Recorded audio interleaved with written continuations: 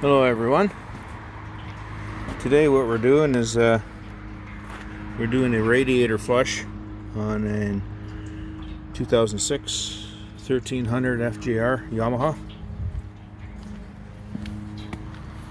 And originally what I did was I was going to change the headlight, and the manual said I had to take apart all the fairing, like most of the fairing, and there's no damn way I was going to do that. So what I did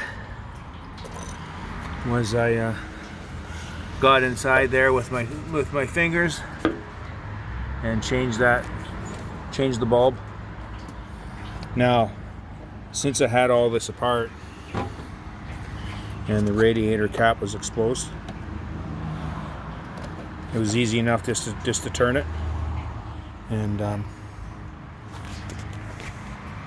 that there, the reservoir, what I did with that is I used a little suction tube.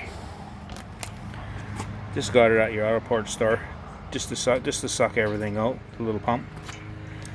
Make sure too you have a funnel, and basically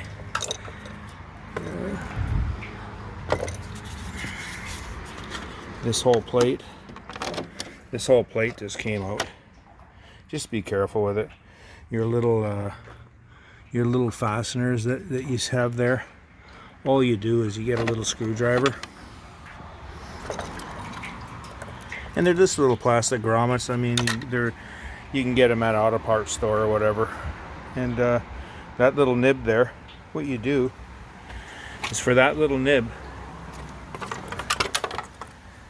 I got a little wee screwdriver, and what I do with that is I just press on the little nib, and then you can pop it out after, right? Another thing, once you get everything drained, just make sure you dispose of it properly. Put it in a marked container. I mean, we don't want to be dumping this shit down the drain, right? So anyways, good luck everybody, and hopefully you don't have to take apart your whole fairing or anything like that, and it's a pretty simple fix. Flush it maybe 2 or 3 times. Just make sure that when you flush it, I'm gonna have to do it one more time.